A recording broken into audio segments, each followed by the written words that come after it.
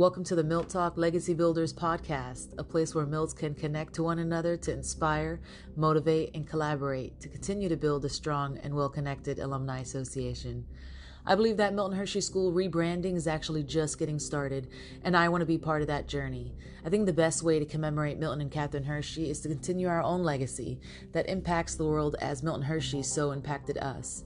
I believe the level of extraordinary that each and every Milt carries within them is deeply underestimated, and this podcast will help in the journey to show off what Milts are really made of.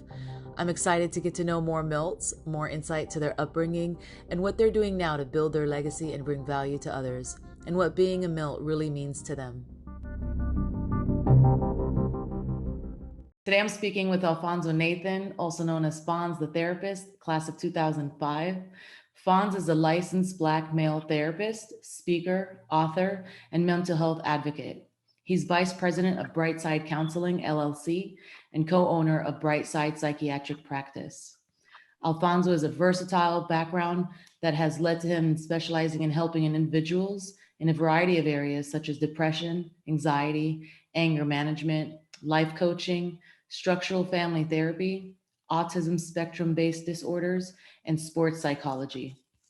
As a student of life, he continues to do his part in helping heal the traumatized society by working with organizations that align with his life's mission. Recently, Nathan has teamed up with Black Men Heal, an organization serving the tri-state area, and the Boris Henson Foundation, founded by Taraji P. Henson, to offer free mental health services to the underprivileged Black and Brown communities of America. As a motivational speaker, Alphonso is sought after to speak on topics relating to cultural appropriation in the workplace, Black trauma and healing, investing in your mental health, and Black men and mental health throughout the United States. His book, Practice Success: Steps for Building and Maintaining a Successful Private Practice, is a guide for potential private practice owners to retain success in the mental health industry and is available on Amazon.com. Fonz continues to break generational curses, as well as provide knowledge and mental health awareness to those who need it most. In the next 5 years, he hopes to reach more and more Black and Brown young men to break the stigma surrounding Black men and mental health. Fonz's life motto, a quote by Pablo Picasso: "The meaning of life is to find your gift, but the purpose of life is to give that gift away." Wow. Thank you so much, Fonz, for being on this podcast and being my guest. That is a phenomenal bio. I am 100% blown away and impressed by you. Thank you for all of that, all of this that you are doing for your community.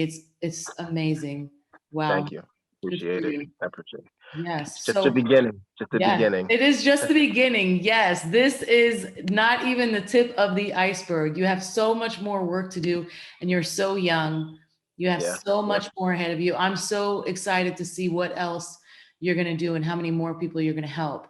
Already on social. My husband even says, and he doesn't even follow a lot of like Milts, but he was like, "Oh, you have an interview with that guy Alphonso?" And I'm like, "Yeah." He's like, "I follow him." He's he's real good on Clubhouse. I'm like, "Yes." Like, so you are totally reaching lots and lots of people. It is very cool to watch. Yeah.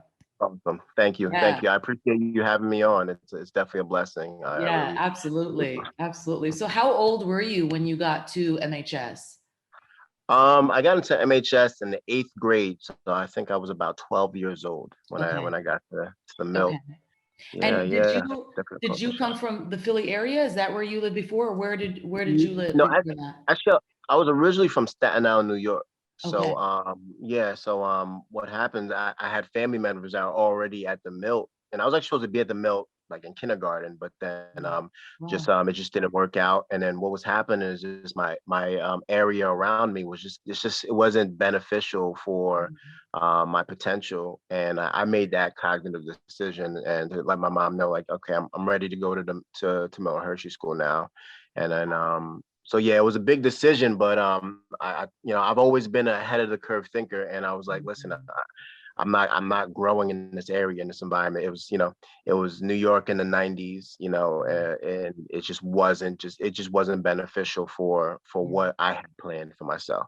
Wow, good for you. And at such a young age, that Yeah, is absolutely very mature yeah, and intellectual at that age to be already thinking about your growth and what yeah. environment is going to be conducive to Thank you. that or not. Wow, that's good. I know your parents had an amazing story immigrating into America from, was it Liberia? So you're Yeah, the it's from first generation here. Okay. absolutely, absolutely. Wow. So I'm the first of everything. First to go to Yeah. college, first to, for have this type of success. And yeah, Yeah. yeah, they emigrated from Liberia, which was in the midst of a civil war. So they came over here in the 80s. Wow. And New York in the 80s was not the American dream that everybody talked about, No. but the the beauty of resiliency was definitely shown around that time. So Wow. it was good. What did your parents do for work when they got here? So my dad, he did a lot of different odd jobs. So you know what I Mhm. mean. So he was an intelligent individual, but still tried to find his footing. So Yeah. he just did different stuff from just custodial work to working on like copy machines and stuff. So Yeah. he was a jack of all trades. Yeah. Yeah. And my mom was always in the kind of the home healthcare field. So she was always like a home healthcare, personnel. But the biggest thing that he always talked about was education. But my mom and my dad did not stay together. And then I stayed with my stepfather and my mom. And my Mhm. stepfather was an entrepreneur. So Okay.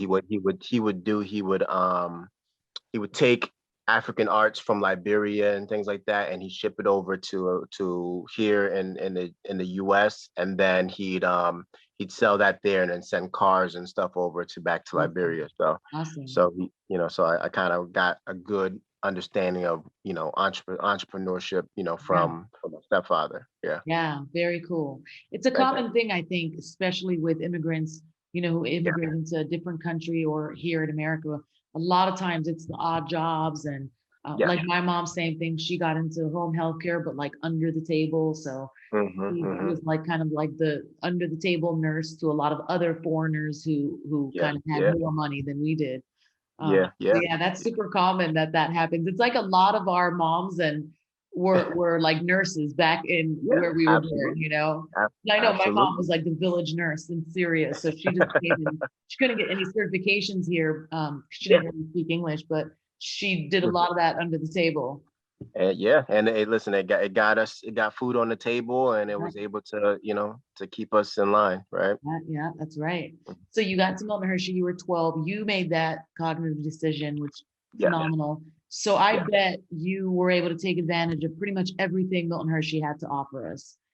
I definitely tried. It was definitely a culture shock. Yeah, I came from the inner city, and yeah, then going to a country, like going to all this grass and everything like that. And it was right. very it was definitely different. It smelled like chocolate every morning. I'm like, what is going on right now? So yes, it was initial culture shock because it was quiet. At night, it wasn't what I was used to. Yeah, So, but after the shock, I definitely wanted to take advantage of as much opportunities as I could, from yeah, organized sports, from just the clubs, from yeah, just the people. yeah, So I saw it at a young age on what I can be able to provide, take advantage of with the yeah, opportunity. yeah. Did you play sports? What sports did you play? Yeah, You played football, I right? played Okay. football. Yeah, I played football. I did wrestling. I did track. Okay. But I was all conference for football. And for wrestling, I made it to I was districts. Nice. And track was just like a hangout. You know what I mean? I, Yeah. I threw. I threw Yeah. javelin, but it was just more like like a off season for me. But Yeah. it was fun. Totally. It was fun. Yeah. Yeah. Yeah. Yeah. Mhm. That's funny. I did wrestling too. My Yeah. brothers did wrestling. Yeah, they went to states and districts, and they were like Mhm. phenomenal wrestlers. And Nice. then I did it. I did it for a couple of years, Hmm. and then I did javelin too, which is so funny. But me too. For me, it was just like, all right, I'll just do a sport to get out of the student home, Yeah, So whatever I yeah, could do to get out, and I was not a runner or a jumper, so it was throwing, for me because yeah. that was a They, strong they, sport. they, they wanted me to run and jump. I was like, because coming from wrestling, like you work so hard. So I'm like, man, Yeah, I'm just chilling, So yeah, it was a fun time. It was fun. yeah. That's awesome. So then Yeah. after Milton Hershey, you decided to go to college. Where did you go? I went to Bloomsburg University for my undergraduate. It was a great choice. I was able to play football there as well. Okay, So I was a collegiate athlete. great, I was a 2-year starter, all conference. It was a really good experience there, nice. especially for sports wise. Yeah, very nice. And then you Definitely. studied. What'd you study? My undergraduate was in psychology, with a Okay, concentration of family, children, and youth. nice. So yeah, I initially went there as a biology major, but it just wasn't a good fit for me for just the time frame and just the content. And Yeah, then I switched over. I switched over a couple of times. I switched to psychology, to marketing, anthropology, back to biology, back to psychology. yeah, I was bouncing around, just trying to find my place, yeah, which and is totally normal. You're not the absolutely, first person to say that. You're like the third or fourth person to say. And funny, absolutely. from biology to something else. Yeah, It's like yeah, so many yeah. people start with like biology, and then they're like, Yeah, yeah, whoa. it sounds good. Like, I'm gonna be a biology major, and the content wasn't hard. It just did not interest me. And Yeah, I'm a yeah, big believer. I have to find something that I'm gonna be motivated and wanting to do. And yeah, even though I bounced around the different degrees, psychology always was that degree that always stuck to me because I just yeah. like understanding people. You Yeah, know. very nice. So Mhm. when you were in Milton Hershey, as you were graduating, did you already know that you wanted to get into therapy, or did you not even know that at that point? At that point, no, I didn't know that. Because I initially, because there's so many different. I had so many different interests, so Yeah, there were so many different avenues I could have went to, and like so leaving Milton Hershey, one I was ready to play football in yeah, college, and then I wanted to be a pediatrician.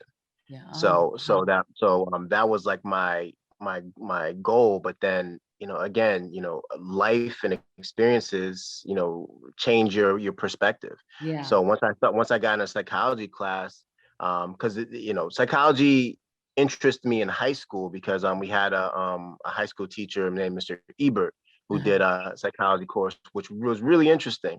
Yeah. And then so I had that class as well in college, and I'm Mhm. like, wow, this is really starting to interest me. And then what happened was it it came easy to me, but also when I started looking it up, um, it was allowing me to actually brought me back to Milton Hershey School because you know interventions do change lives, and I'm a product of interventions changing my trajectory of life. Yeah. So I was like, wow, I can be able to help people, don't going doing this path, Yeah. because I know it works. So I was like, might as well stick to it because Yeah.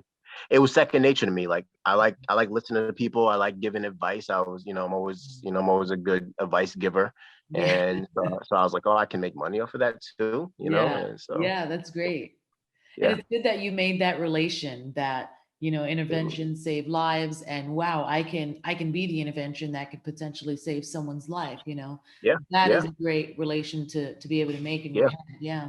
Yeah, what solidified it was I did an internship when I was in college to this drug and alcohol rehab center for like adolescents, Yeah. and it felt like it felt a little bit like the Milt. You know what I Yeah. mean? So like Yeah. a lot of the kids were just misunderstood, and I was able to just kind of like talk with them Mhm. and really and they understood me, and they Yeah. saw that I didn't judge. And there were two interns in there, and this one intern, she was judging them like crazy. So every time they told them Yeah. a story, she just had these, wow, you guys did this, and Yeah. whenever they told me a story, I'm like, oh wow, okay. And I was able, and so what was happening is a lot of the kids were kind of going towards me and away from that other intern. And she was like, why don't you guys want to talk with me? She's like, well, they were like, well, because Alfonso doesn't judge us, like, Yeah. and we'd rather talk with him. Yeah. And it was just so, it just felt so easy to gravitate towards that. Yeah. And then and then the things I was saying, they were really grasping onto that, and they were. I'm hoping that it helped change their lives. But while there, they really changed their perspective on just a lot of things. So I was like, wow, my words can have this much power, Mm. to help change somebody's life. I was like, man, I got to continue to see what I can do with this. That's awesome. Yeah, Especially at such a pivotal point, in someone's life, those teenage years, and, absolutely. and trying to kick a habit like that, that's a Yeah, super pivotal point to be able to intervene right there with some relation to them, or at least absolutely.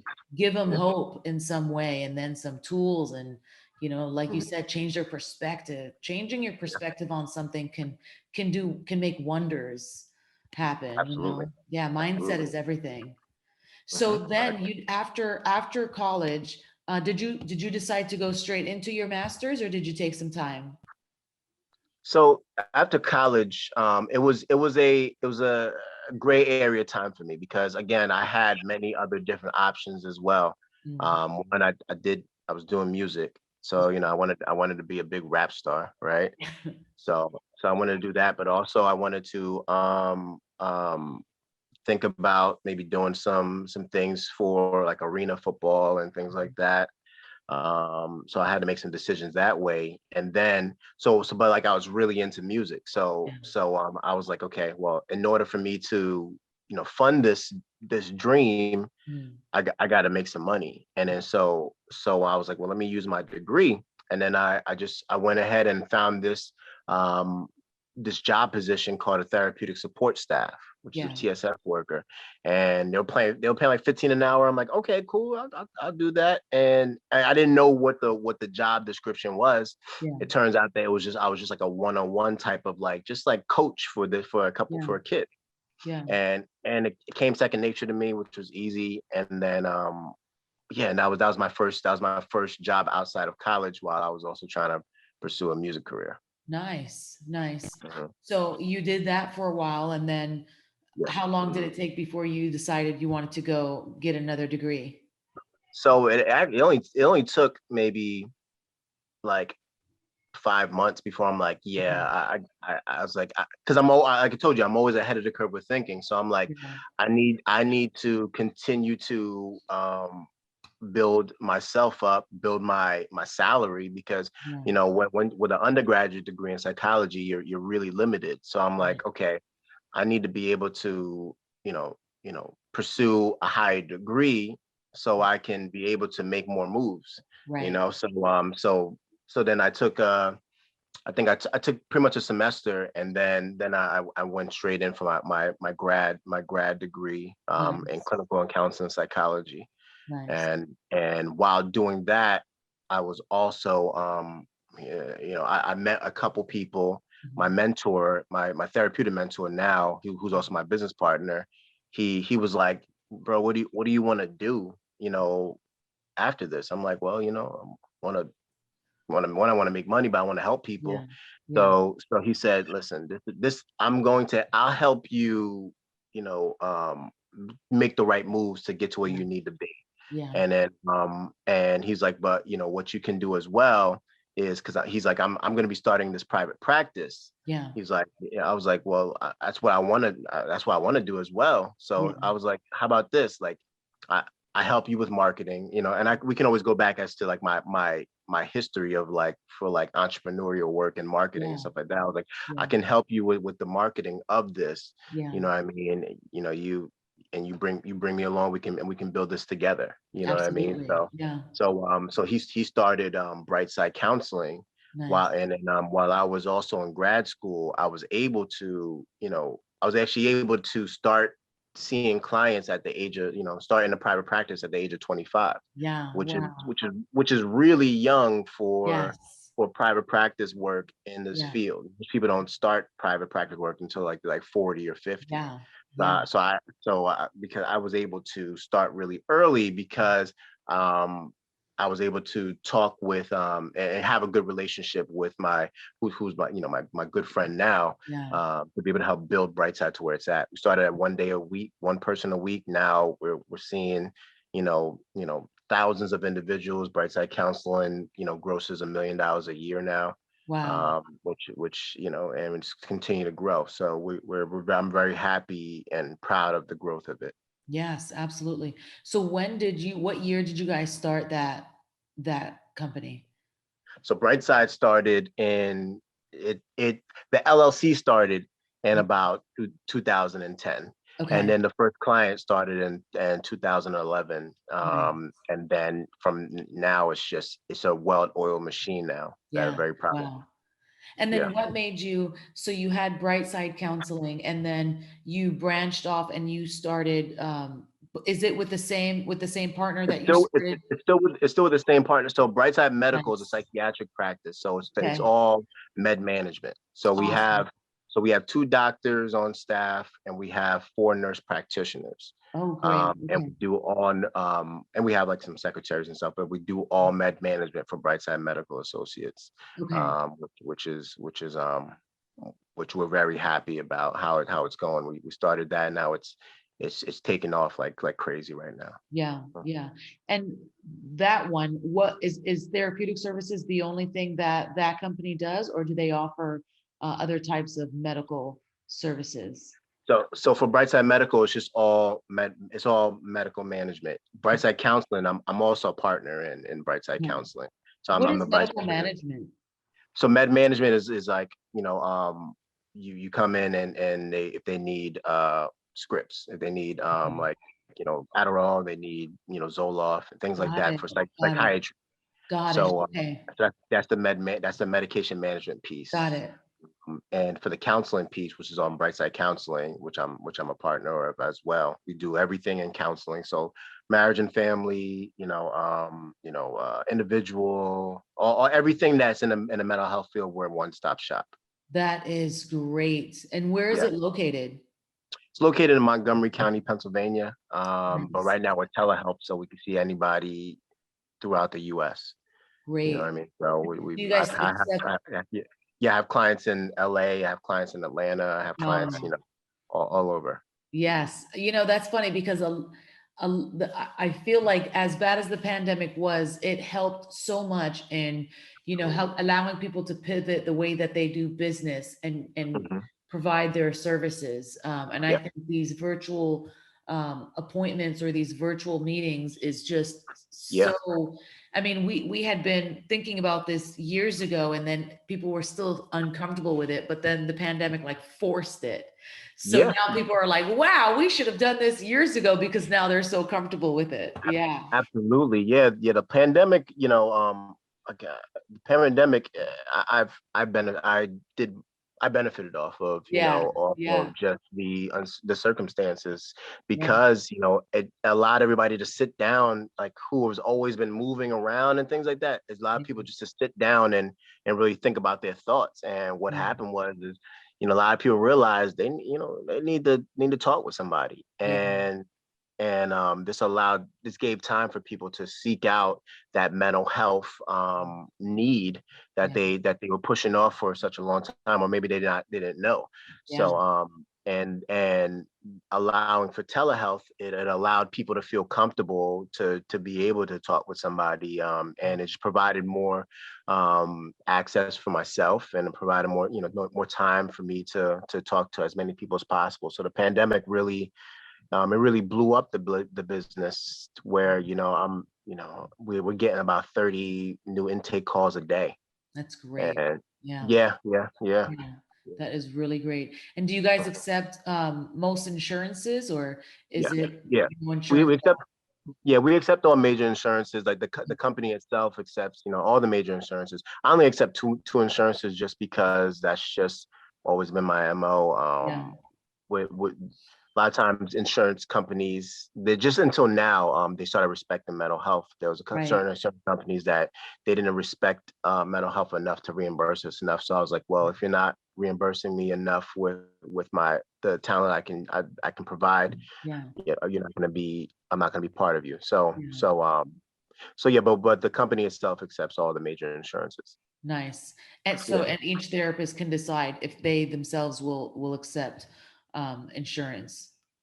Well, each therapist. Well, I'm a different person because I'm one of the owners. So Yeah, got it. so Okay. I chose what I do and what I don't want to Right. put, for that, for the therapist.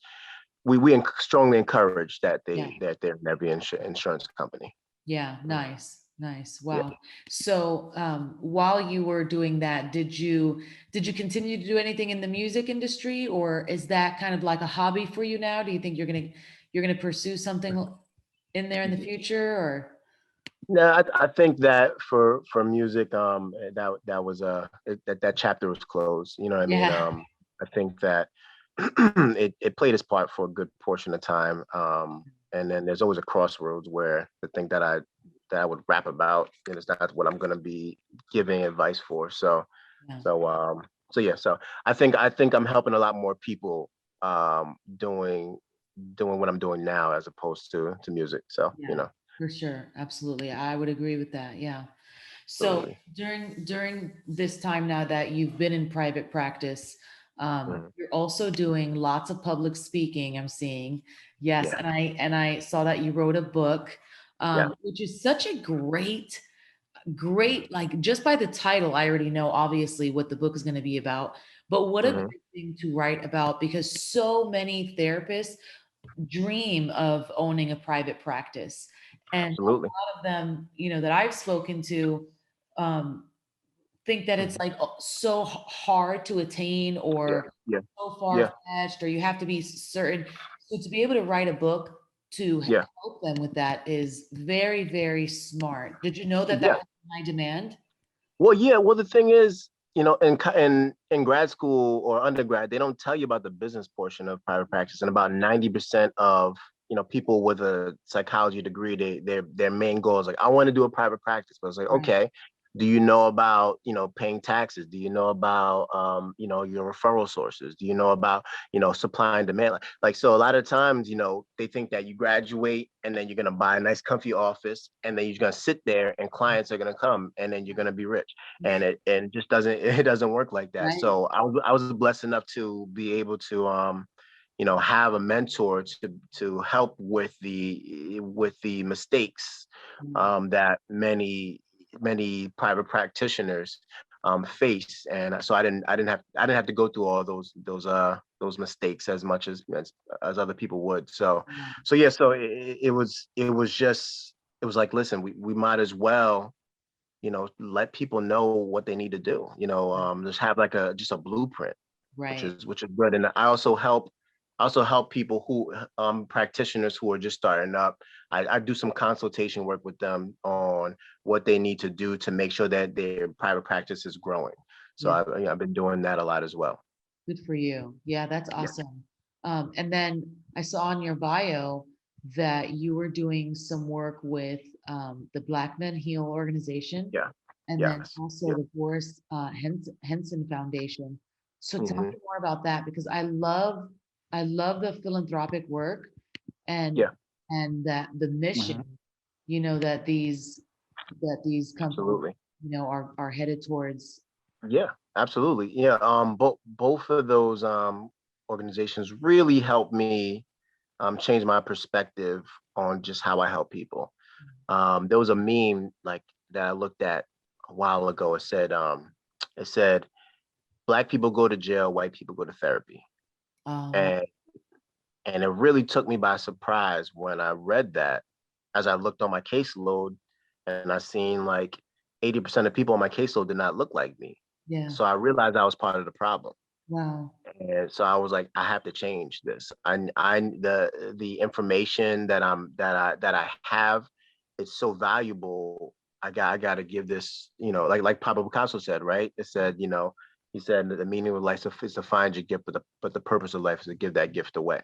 So Yes. I found my purpose. So being part of Black, one with first with Black Men Heal, it was with two. It was founded by two female therapists, Taz and Zakia, and Wow. when I reached out to Taz, this was after like they were doing things with the Breakfast Club with Charlemagne and everything like that, and reached out to her, and then we were just talking for hours and hours, and because there are very few Black male therapists Yeah, yeah, out there.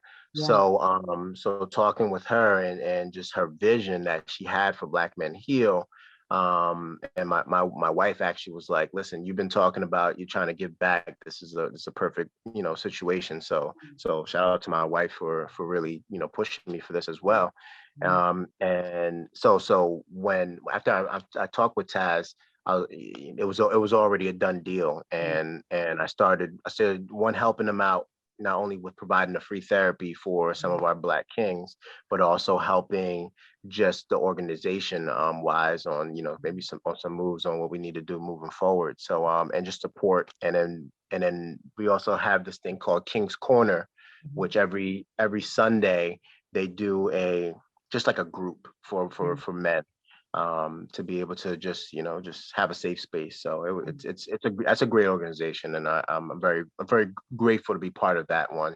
Yeah. And then for the Boris Henson Foundation, during the pandemic, that's when it really got big. Taraji put out this opportunity to provide free therapy for just Black and brown communities throughout the U.S. I was grateful enough to get reached out by them, and I had a really good relationship with them. I still do. I was just talking with them not too long ago. I'm going to be doing a couple of things with them. Obviously, I can't say right now, but yeah, they provided 5 free sessions for people, for Black and brown individuals in the community, especially during the pandemic when people just didn't know what to do. Yeah, So I'm very happy to be part of both of those organizations. yeah. Yeah. And that's so introspective for you to, see a statistic like that,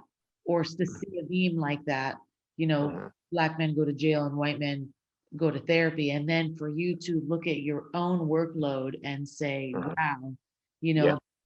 I gotta do that is very, very, that just gave me chills actually as I was repeating it. Yeah. Very introspective, and to pivot and say, this is now what I'm gonna target. Absolutely. Phenomenal. And God works in ways where he shows you those things, and then once you see them and sees that you're ready for them, he then starts to bring in all this other stuff your way, Absolutely. as he sees that you're up for the challenge. That is so Yeah. awesome. Thank Speaking you. of challenge, during this time of entrepreneurship, what do Yeah. you think has been your biggest challenge so far?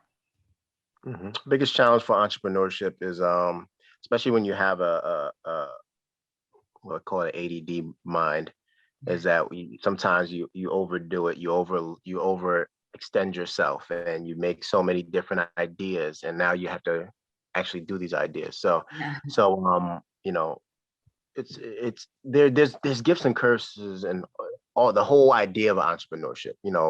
For me, like I have no boss, so no one could tell me what to do. But also, I have no boss, so no one could tell me what to do. So if my motivation isn't there, or it can mess with the business. Yes. But it's just what I love about it is just that there's really no like boundaries. I can color outside the lines. Right. So yeah, the hard part is just when you're not motivated, it can affect your business, and so that means you're constantly working. What I mean, even when you're off the schedule, I'm Yeah. always thinking about the next move, because if not, then you get left behind. Yeah. So there's a curve. People who are ahead of the curve, that's the ones who are the innovators, the ones who make the money. That's the ones that are moving forward. The people who are on the curve, they see that they're just maintaining, which is okay. But the people that are behind the curve, they're the ones that's the Nokias and the Blockbuster videos, and those individuals where you don't want to be. Right. So my biggest thing, I don't want to be behind the curve. Yeah. And that helped me out, especially during the pandemic when I saw things starting to close down, and beginning of March, I'm like, oh snap, things about to start closing down. I got to start thinking ahead of the curve on what needs to happen for my employees and my clients to still be able to be seen, and my employees to be able to be paid. So that's why when things were starting to like close down a little bit, I was already on trying to figure out about telehealth and Yeah. the most affordable one, the ones that's best for us, and practicing that. So we were able to have an easy transition Yeah. when everything closed down. Yeah. So none of my employees missed a paycheck, none of the clients missed a session, and it just was just business as usual. And Yeah. that's that mindset of being ahead of the curve. Absolutely. Yep. Entrepreneurship is one big, huge chess game, and you are Absolutely. constantly thinking the next 6, 7, 8 moves, because Hmm. otherwise the other person is, and if you have competitors, then they'll eat you for dinner if you take more Yeah, than a couple of days off at a time. yeah, yeah, So, yeah, absolutely. don't I know it? It very much is about, and things are moving so fast paced. Yeah, The world is moving so fast paced now that you really have to be on it. You really have to absolutely. be creative and Yeah, constantly thinking ahead. Yeah, yeah, that's I agree. absolutely, it's very true. There is no sleep for the entrepreneur, No sleep, but I encourage self-care. So, which leads to my very next question, which is great. What what type of self-care do you do and how often? self-care for me is important because I have to practice what I preach. You know Yeah. what I mean? So it's working out, it's being healthy, eating healthy, watching sometimes some brain numbing TV, once in a while because, I'm always using my brain, Yeah. doing that, just being with my family. My family is my self-care, my little baby girl, watching her grow up, being with my wife, my son, everybody, hanging with my mom, all those things, that's important because quality, I'm a big believer of quality over quantity, because I only have, I'm very particular with time. Yeah. So time for me is it's not, it can't be wasted. So sometimes if I have a small amount of a window, I make sure I'm present and I'm providing that quality time. So doing that, those are my big self-care situations. Yeah. Being present is so key. Just being Yeah, present in everything that we do is such yeah, a key way of living, not yeah. just for our own selves, but for the people around us, so that they get, the very best of us. Yeah, that's good. How Hmm. do you Hmm. think in this time of entrepreneurship, how do you think you've grown as an individual? Um, I grow. My goal is to grow every single day. I think everybody should be growing every single day because there's new information that's being provided. So this time as an entrepreneur, it just solidified, my vision of doing things, on my own. You know what I mean? Because I don't want to hold, I don't want anybody to hold my future in their hands. Yeah. So this time in this era of entrepreneurship, it just shows you that, you can, if you have an idea, if you have a drive, there's no ceilings to stop you. Yeah. I mean, I've seen it. I talk with so many people. I've talked with people with high net worths of, millions of dollars, and I talked to people who barely got to nickels to rub together, and just understanding the mindset of each of those individuals, it helps me as well. But yeah, I think but entrepreneurship's not for everybody, and that's okay. Yeah. But some people try it out and it doesn't work, and that's fine. It may not be for you for right now, or maybe it may not be for you, ever. But for me, I've been, my first entrepreneurial gig was selling Pokemon cards in the seventh grade. Yeah. You know what I Yeah. mean? And and from there I was like, oh, I like this. I can Yeah. I can be able to, make my own way. Right. And being, son of an immigrant, and we always talk about America being the land of opportunity. So I was like, I might as well, make this an opportunity. So which I've proudly done so far, and it's just the beginning. Yeah. But my entrepreneurial ways allowed me to get a house, get a very, very comfortable life where, Yeah. my family doesn't have to want for anything. So, Mm. so it feels like I'm doing something right. I just got to continue paying taxes. That's one thing. Yeah, I remember for entrepreneurs, Uncle Sam is Yes. your business partner Yes. And all the time. deductions are our best friend. Absolutely. Oh, yes. Deductions are your best friend. Everything's a write-off. Yes. Yes, absolutely. And having someone who is really good at their work as, a CPA or as someone who's Absolutely. bookkeeping for you is it's Yeah, really priceless. I absolutely. learned that, Yeah, yeah, I surround myself with a lot of professionals. I yes, have a tax attorney who helps with keeps me out of jail, yes, right?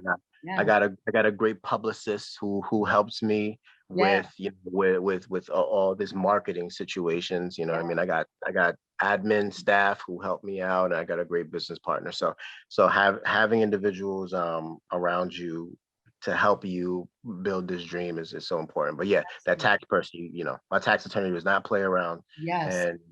it's been helping me so much. Yeah, and there's so much opportunity now, for the business owner. So many, you got PPP loans out there. You have, Absolutely. yeah, so many different avenues that are all in our benefit right now. Yeah. The Yeah. pandemic Yeah. it was a very awful thing that happened, but from the darkness, sometimes there's a lot of light that can Yeah. shine through. So yeah, for Yeah. that, It just the pandemic just showed, you know, some people can deal with resiliency, yeah, and some people, and to maybe it not even be to their fault. What I yeah, mean, and that's okay. Some people may not have felt adversity before as right, much as they did, during the pandemic. And some people was like, well, I'm back in survival mode. I see what yeah, I got to do. absolutely, And I think that this was a big eye opener to let people know that, nothing's promised tomorrow. yeah, yeah, So, and that should allow you to know the value of time and relationships, because yeah, people aren't promised tomorrow.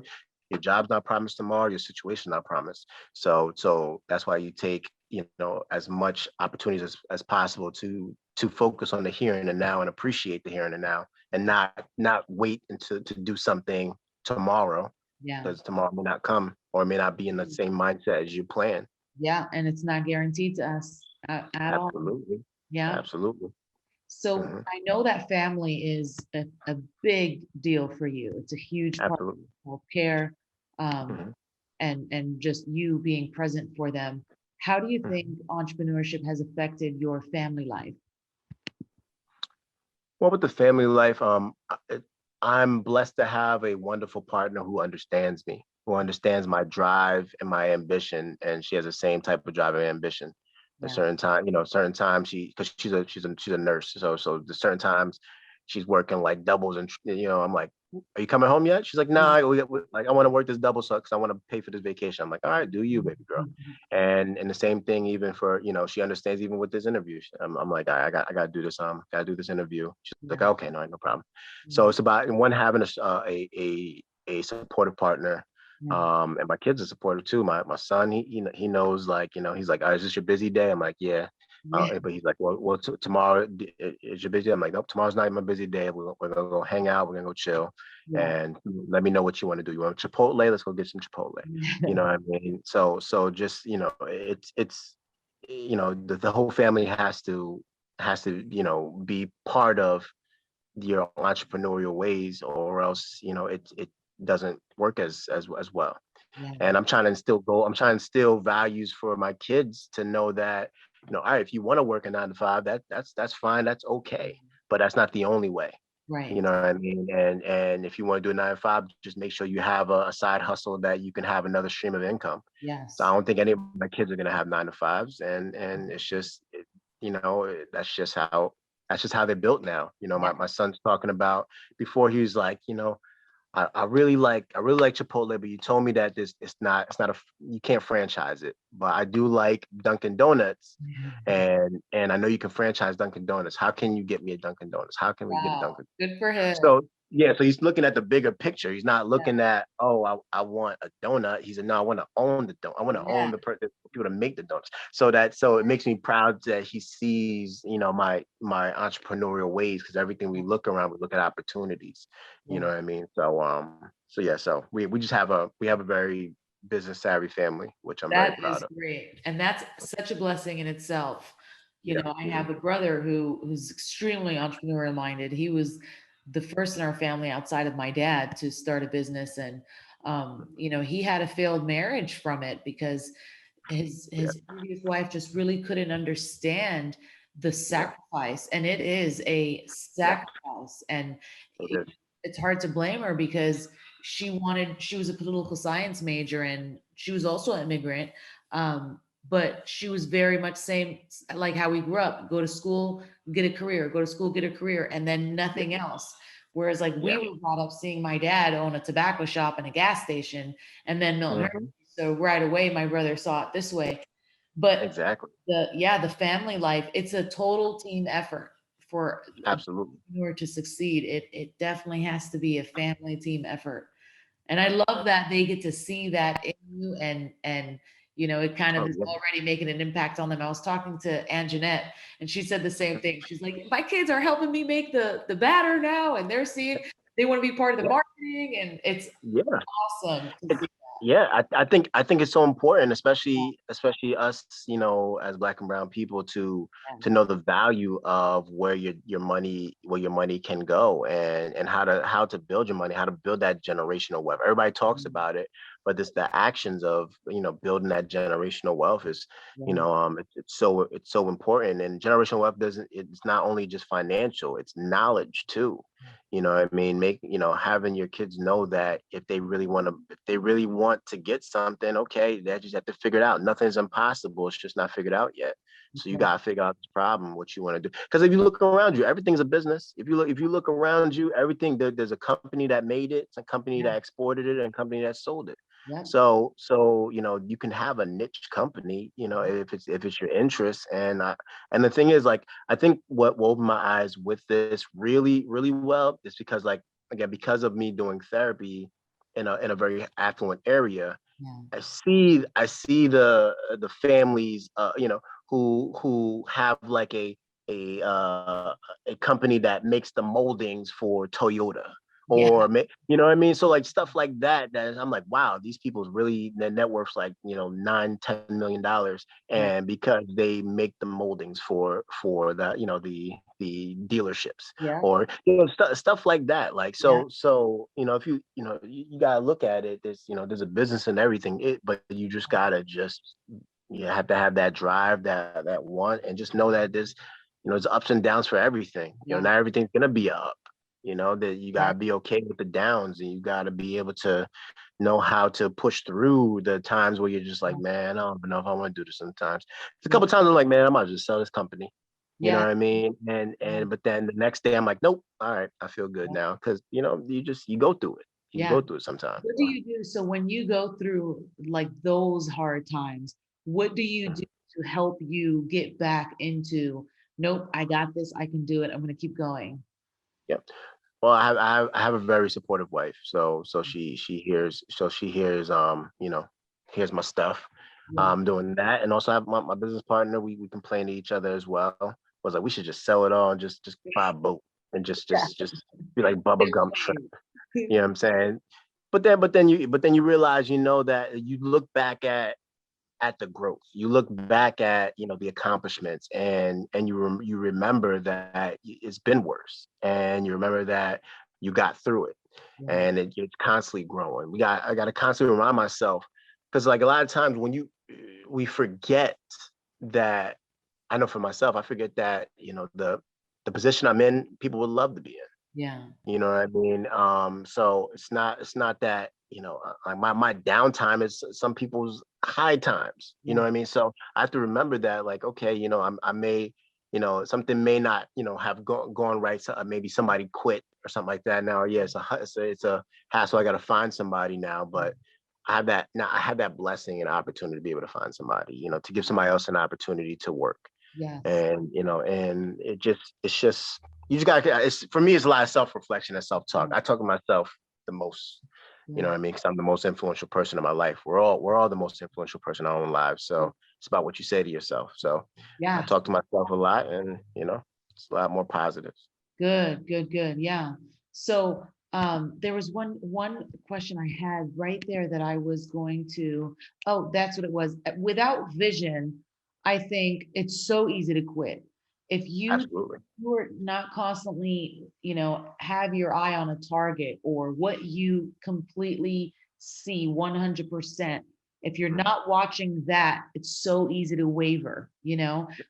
Where do you see you guys in the next 10 years? Where do you see the company? Where do you see yourself? Do you see more public speaking? Do you think you're gonna establish more companies? Yeah. 10 years, that's pretty far. And I think so much is gonna happen. I mean, so much has happened in 10 years for me now. Yeah, So I can only imagine what's gonna happen to me for me in 10 years from now. So hopefully 10 years from now, I'll be much more of a household name, yeah. whether if it's having a show, whether it's having, whether if it's another book, a couple books where, I feel in 10 years, a lot more people are going to know just me and my gifts that I have to give to this world.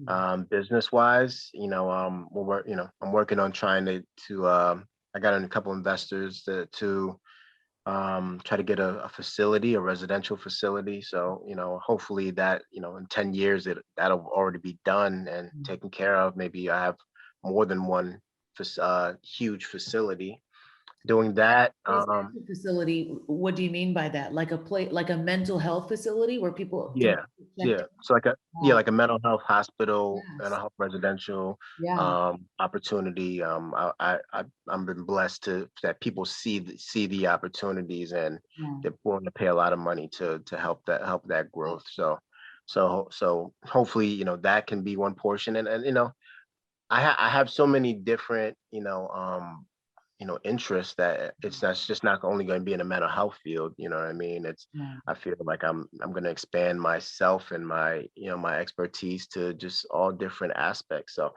in 10 years,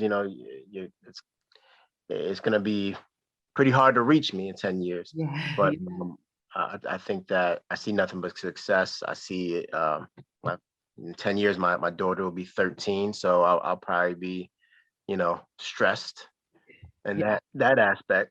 Um, uh, You'll need a particular type of therapy for that. Not exactly. I'm in computer therapy for therapy. myself. Yeah. So yeah, so I see nothing but growth and happiness in 10 Yeah. years. I mean, God willing, I'm still here, Yeah. and I'm still doing what I'm doing. So nothing but just constant growth I see, you Nice. know. Yeah, it's all about growth. When we're not growing, that's when our happiness starts to kind of dwindle. I Yeah. feel Yeah. happiness is just that feeling of constant progression. hmm In Yeah. I any mean, aspect, you know? for like, I look at success as leaving behind a legacy that you're proud of. Yeah, exactly. And that's what I'm constantly trying to do, is leave behind legacies that, whether it's kids, whether if it's material, whether if it's just memories. I think that's the big value. Yeah, that's the big definition of success, from just my studies, from just talking with people, just leaving behind that legacy that you're proud of. Yes. What advice do you think you'd give to your younger self? um I would say, which younger self, Yeah, which because there one? are uh, levels to it. I would there's say definitely levels. it's pivotal. I think teenage years are probably most well, I don't know because our belief in ourselves, I think, starts much younger than our Mhm. teenagehood. Um, Yeah. so yeah, I would say multiple levels. Multiple levels. Yeah, Okay. multiple levels. One thing I would tell them to invest early in Bitcoin and cryptocurrency. Yeah, That's the first thing. I'll also let them know that, nothing's impossible. It's just not figured out yet. Continue pushing. All the naysayers, especially for like when I was going to get my degree in psychology, so many people were like, "Why are you doing that? There's no money there. Oh yeah, my goodness, you're gonna be so broke." I'm like, "You guys don't know me. What do you mean yeah, I'm gonna be broke? I'm never gonna be broke. Stop playing." yeah, And so just, I'm just I'll tell my younger self to continue to believe in yourself. You know what I mean? People are gonna be proud of you. People continue to be proud of you, and keep on pushing. You know your vision. You yeah, know what you need to do. And because everything that happened in the past, that I've gone through, I wouldn't change anything, yeah. because I wouldn't be where I'm at right now without the goods and the bads. You know what I Right. mean? So, just don't, like I said, the only thing I'll tell them is invest in cryptocurrency early, Yeah, and that yeah. would be it. Do Yeah, everything earlier. Someone else had said that, and I was like, "Oh, that's good." They said, "Just do yeah, everything earlier. Don't contemplate too yeah, much." Yeah, absolutely, absolutely. Just do it. yeah, That's the thing. Like, the thing that separates. Because like I said, I talk with successful people, and the really thing that separates the success and the not successful, is them actually doing it. yeah, We all have ideas. We all have goals, but then, some people, there's this thing called imposter syndrome. They feel Yeah. like, that they don't belong in the rooms Right. where people should be at. Nah, you belong in that room. And the thing is, if they don't allow you in that room, make your own room, make your own table. Exactly. You know what Absolutely. I'm saying? So like, find out the materials and find out Yeah. how to build it and make your own table. Did Tyler Perry say that? And that's Yeah, exactly what he absolutely. did. That is exactly what he did. He's I'm a big, phenomenal. He's a person I like to watch, and he's getting into pastoring yeah, and a lot of yeah, self-development work. I've been watching him a lot more. yeah, He's yeah. well beyond his time too. Wow. Absolutely. And that's what I'm saying. Like, ceilings are just a figment of our imaginations. Yeah. And like I said, I've seen people, have an idea and they had action, Yeah. and the idea turned into reality, and the reality turned into wealth. So just don't stop, can just do it. Yeah. You think about it, and then actually do, like, even the little things, the Yeah. small stuff, you Yeah, know. exactly. It's those, just put one foot in front of the other. That's all it is. One little There, step in front of the there was other. a yeah, there was a book I was listening to, because my intentionally allows me to do audiobooks now. Yeah. So but he was telling me, I think it was called a compound effect, but I can't remember. He was telling me the importance of, like, doing the little things, right? He was saying, like, a pilot, if he started in California, right, and his destination is Boston, right? All he has to do is just shift his controls down a couple inches, and then that changes his destination and goes over to Florida. Yeah. Wow. And it's because it's, the little things over time makes a huge difference. Wow. That's good. Yeah. Just one small shift in his altitude Yeah, and you're in a whole yeah, different destination. How exactly, Yeah, that's so exactly. true. It's so true. There's clues. There's clues in life, you Yeah. know. That's crazy. So last question before I let you Hmm. go. What does Hmm. being a Milt mean to you? What does a milk mean to me? Being I a think Milt. yes, there's so many layers to that word. Yeah. I think the milk means, never ending bonds. I think it means resiliency. I think it means that,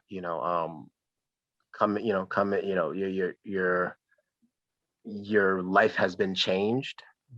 Um, Means that, again, success. I see, that word as being a milt. It's, you know it's a word that not too many people know or can understand. You know Yeah. what I mean? So I think it's, a close knit society.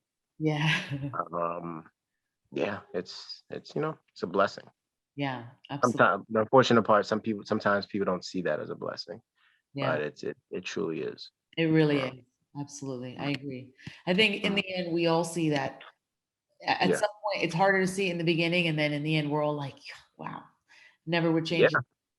absolutely, absolutely. I wish I probably would even utilize those resources even more than I've Me done. too. You know Yes. what I mean? Because it feels like sometimes it was wasted. Like, man, I was really in, like, one of the richest schools in the world, Yes.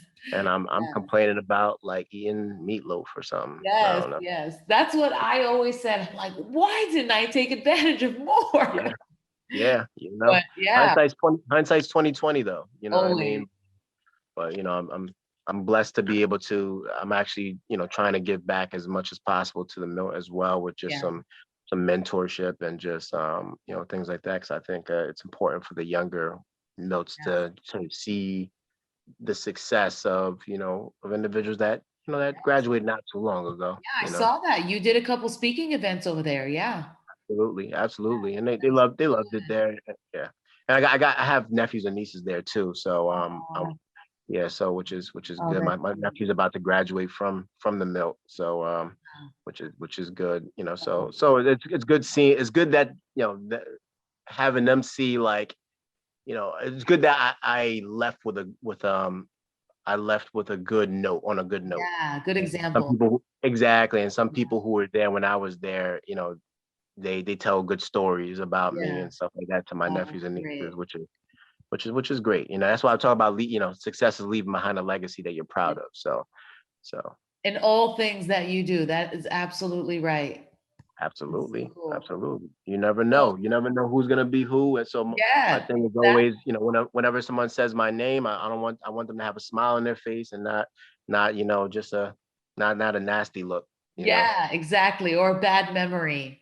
Yeah, yeah, Yes, that is so important. It really is. I mean, we don't want to care too much about what people think, but we always want to care that we've lived to serve, you yeah, know, yeah, give our yeah. best. Yeah. And the thing is, there's always everyone's a villain in someone's story. But you Yeah, know what I mean. But just one making sure that's not my story that I'm a villain in, but yeah, and the people I care about. But I don't know. I try to be as genuine as possible, and if the people who don't have a good you know any good words about me, they just probably didn't really know me. You know. right. Yeah, exactly. Usually that's what it is. A lot of it is just ignorance. Absolutely, Yeah. absolutely. So before I let you go, I want you to shout out any websites, any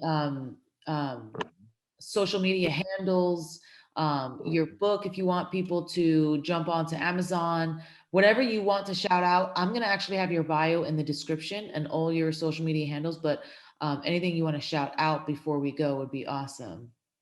Absolutely. First and foremost, I want to shout out my wonderful publicist, Tanika Hill, and the Lumina Group. We're gonna be doing a lot of great things, especially this is Mental Health Awareness Month, so I'm gonna be really busy. Also, I want to shout out my wife first of all. My wife, Narissa. She's my backbone. She's the one that always keeps it keeps it real, keeps it what it is. Mhm. My kids, Nova Lee and Nixon, for being wonderful kids, allow me to continue to push forward. Shout out Brightside Counseling and all the things that they do. Um, the Boris Henson Foundation and Black Men Heal. You can see me on Instagram at Fonz the Therapist. You can check me out on Clubhouse from time to time. I think my handle's Fonz Therapy, right? Just Google me, Google Alphonso Nathan, and there's gonna be lots gonna be going on. Any therapists who are looking to increase their wealth and increase their just knowledge in the private practice, definitely look on Amazon for practice success, steps for successful private practice, and just give a big shout out to the Almighty, you know. That's up there. That's continuing to give me the strength and the ability to wake up and do what I do and do all the amazing things, you know? Yes. Amen to all of that. So proud of you, Alfonso. You are doing such great things. I'm super excited to see what more you're going to do and how many more communities you're going to help and the impact you're going to have on people and the legacy that you are building. Very happy for you and your wife. Congratulations on everything. She sounds like a phenomenal woman. So I guess I'll keep her. I'll keep her. yeah, keep her No, forever. she'll keep me. She'll keep me. Right. Yeah, that's right. Uh, All right. Thanks so much. I'll talk to you soon. thank you so much. Have a good one. You too.